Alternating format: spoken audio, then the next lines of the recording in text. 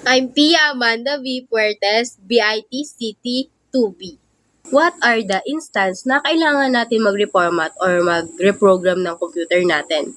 Nagkakaroon ng virus, malware yung mga computer natin na hindi na natin kayang ayusin.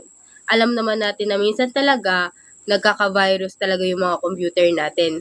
And there are cases yung mga virus or malware na nakuha ng computer natin is hindi mo na kayang ayusin or hindi na umaepekto kahit anong antivirus gawin mo.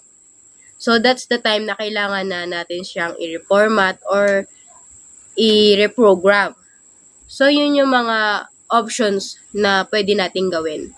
Kapag maraming redundant files at mga autorun na mga nagpa-pop up na window na out of your control, in short word, yung mga sinasabi nilang medyo lag na yung computer mo, that's the number 2 reason kung bakit kailangan natin mag-reformat or mag-refer ng computer. Kapag naman gusto mo mag-downgrade or mag-update ng OS o sabihin na natin gusto mong magpalit ng operating system. So, that's the third reason na pwede kang reformat or mag-reprogram. Kapag gusto mong mag-fresh start, sabihin na natin wala namang talagang virus, hindi naman talaga lag, pero gusto mo lang factory fresh start. Parang gusto mo lang na i-refresh yung computer mo. So, that's the reason na pwede kang mag-reboot or mag-reformat. Sa video na to, ipapakita ko kung paano ba mag-reformat ang mga computers natin. Ito ang alam ko kung paano mag-restart or mag-reformat ng computer natin. So, open natin yung settings, tapos hanapin natin yung reset the PC, tapos pindutin natin yung restart now. Ilalagay natin yung bootable USB na ginawa natin. Tapos, lalabas itong use a drive. Piliin natin yung UEFI SanDisk dahil ito yung name ng USB ko na ginawa kong bootable. Tapos yan, lalabas naman yung Windows, language, time, at keyboard. Wala naman tayong need baguhin. So, next na lang natin. Tapos, lalabas yung install now. Nag-setup lang siya, need lang talaga natin ng patience sa pagda-download ng OS natin. Ito namang applicable notice and license term. For me, kahit hindi na natin baguhin yon or basahin, i-check na lang natin yung I accept the license term, tapos next na lang din ulit natin.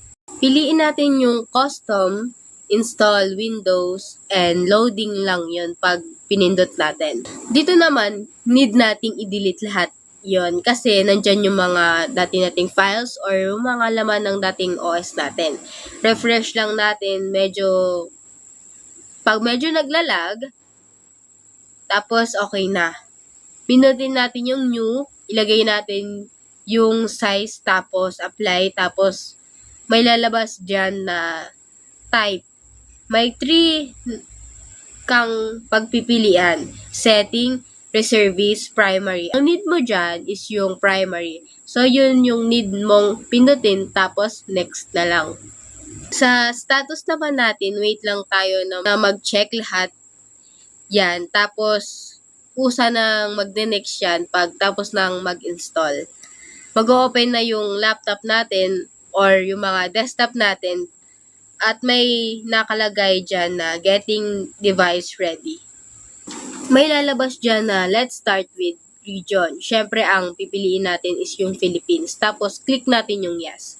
Sa right keyboard layout naman, lalabas dyan yung US. So, yes na lang natin din agad.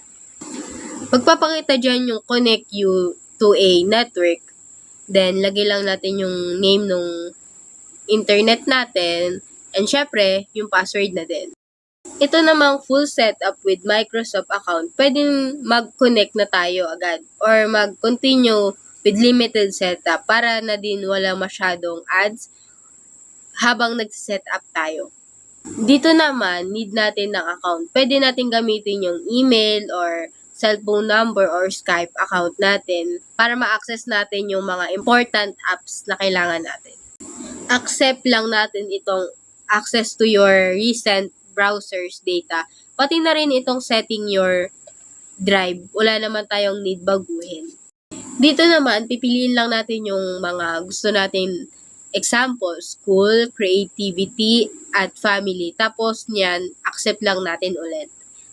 Pwede din natin i-connect ito sa mga cellphones natin. Pero for me, no thanks muna. Focus muna tayo sa need natin gawin. So, next lang ulit tayo sa Microsoft 365 kasi need lang niya ng ma-access yung ibang accounts natin. Tapos, mag-open na to. Pwede na ulit natin itong gamitin at sure na tayo na walang virus at lagging habang ginagamit natin ito.